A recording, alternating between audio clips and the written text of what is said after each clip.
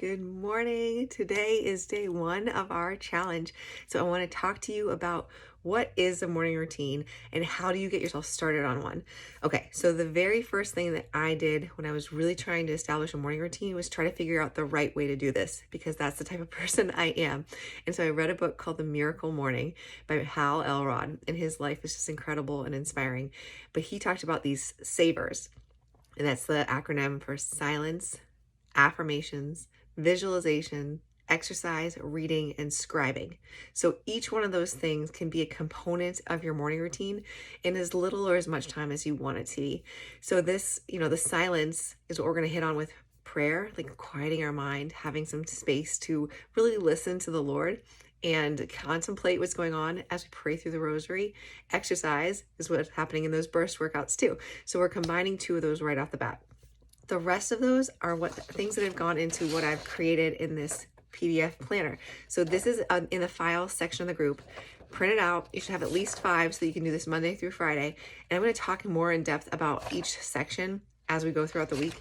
But today I kind of wanted to talk on just how to get started, because it's like, yeah, this is great to have a piece of paper that I can write things down on.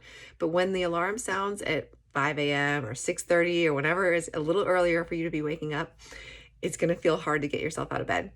So my recommendation as you start this out is to wake up a half hour earlier than you normally would. That's going to give you time to sit down, get a cup of coffee, or for me, I like to have my Energize. I call it no excuse juice, but it's just a pre-workout to help me kind of get my body up and ready to go for a workout. And in that time, while I'm drinking it, I'm writing down what I have to do throughout the day. I'm taking some time to pray and get my mind in the right place, because I've found that when I can come from a place of service, I'm able to give more and give better when when my kids wake up and are like, I need this or I need that, instead of being like, feeling like it's demanded of me, like something's being taken from my time. I create that space in the morning to have the time to prepare my mind and my heart for the day, get my things done, first things first, and then the rest of the day can just flow so smoothly. So starting off, you have to go to bed with the intention of getting out of bed early the next morning.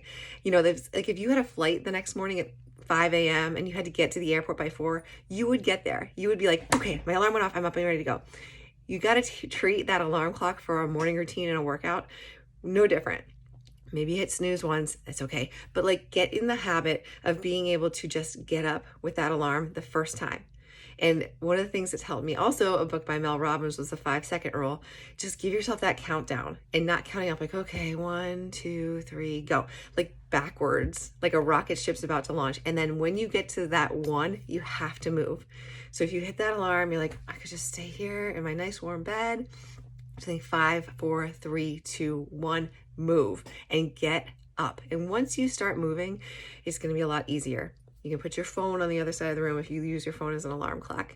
You can make sure you have your workout clothes laid out. Like, these are the things that if you can plan the night beforehand, you're going to have a much smoother morning. So going to bed with that intention, having things ready, counting down to get yourself out of bed, and then starting your day with a glass of water, which I know was like not natural for me at first.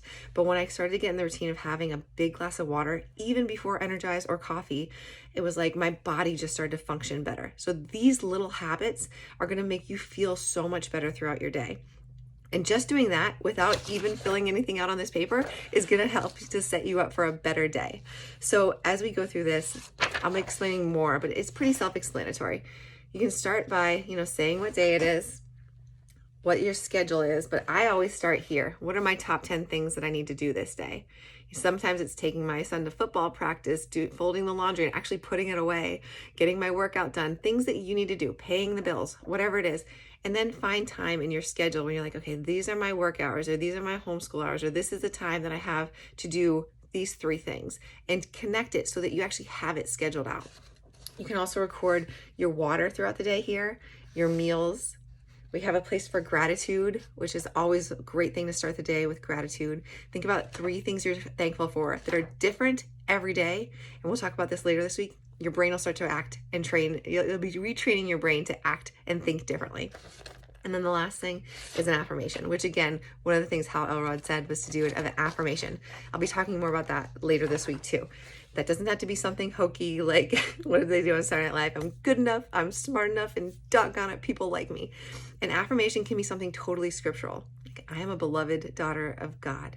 Something that you can say that is truth, that is you want to believe about yourself. One of my very first affirmations I said over and over again, and I'd write down every single day, is I am a kind, loving, I'm blanking on it right now, caring, kind, supportive, loving mother and supportive wife. These types of things that, like, yeah, I am that, and I want to be that even more.